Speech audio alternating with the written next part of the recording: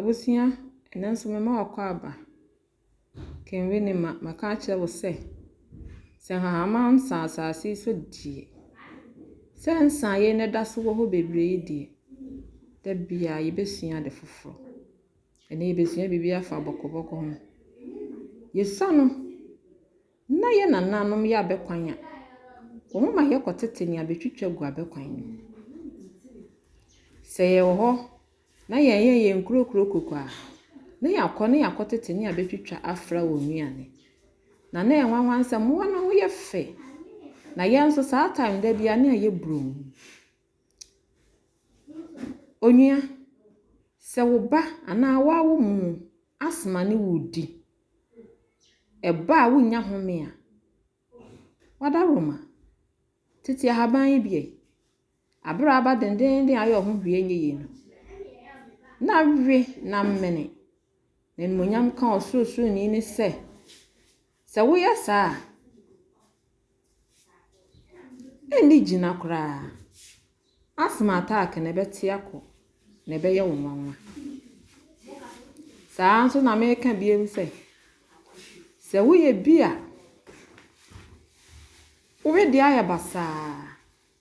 woni pedua no wadan obi enwa na obi sa o saa da wo yare mesra o enha wo ho saa haban we wo sorry a kotiti bebre na blend o blend wi a wada roma buko glassing ana bottle biem na fashe fridge na nom ne nkakra dem pese wo ni saa haban we wo anti-aging properties enti abre biara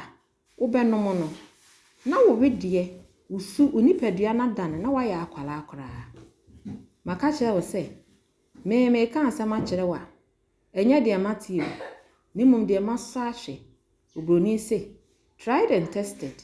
enti no me ka jemachinye na wonso kona kotete bi na wo be ye ebedi na hotwe mienu no wo be hwehwe mi na wamma me ammo ifisa ma kire wa de pa onia ahaban na me ka ho asama kire wi hihye bi pomoden na duadua bi wo fie wonu aduane a waye wo nkwan no twitwa bi gum ne di na wo de senka wo betie mi na wo be blending na wo de a fridge na nka wanom a anopa bia na wanom anwumre na wanom a me enipa be hu wo hu na he na okoye onia na nko ba bia na wote he ya yesa na oba ade aye no ya me ka kire ne yare ya wo enti na ma yare bia me hawo nom nenyi wo mu fin enyi wo mu hawo nyina nom na se de haban ne si efe no ba ade ma won so ho nge fesa se wonim de haban we be ya ma wo anka waja anti-aging pills bebrebe ne no natural blended nanom na hu so nyankopon ni tumi so no kwasem se de wo ye bia wonim nye wo ye se wo hu na wonim so mfaso ana na wo twitwa gu wo sei no a ene de wada roma ma kire wi wo sorry a titibije wo sorry a twitwa bi gu nkwan ya mofare ya mo omonwe na asthma di ene ne tonkwanta ye bepai yenyire ye ho na ye blend ne ye nom na tabia ye ho aye fe ye ho aye brum efise saa anti-aging property na woni nti da bia obekoso aye abofra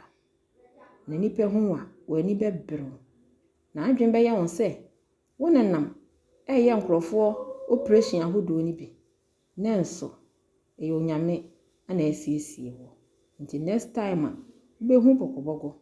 ebinom se efe no water leaf we de menimo nti mesrew se wonim se saa na de a confirm mama e comment section ho edin ahodo nso a wo kasa ahodo mu na madaroma monchro ne yehu ye sua de ni yesa ye ho yade na aboa ye apomoden ewo abriwe ya yewo mu emremone mo ne ewo emframa ye ho menye nnuanya ye di nye enti madaroma fe koboko esoso ho so ye ne drink ne nom na ma wapɔmɔden yɛ kɛseɛ. Awurade nti, menim sɛ wobɛda wo ho. Bye bye.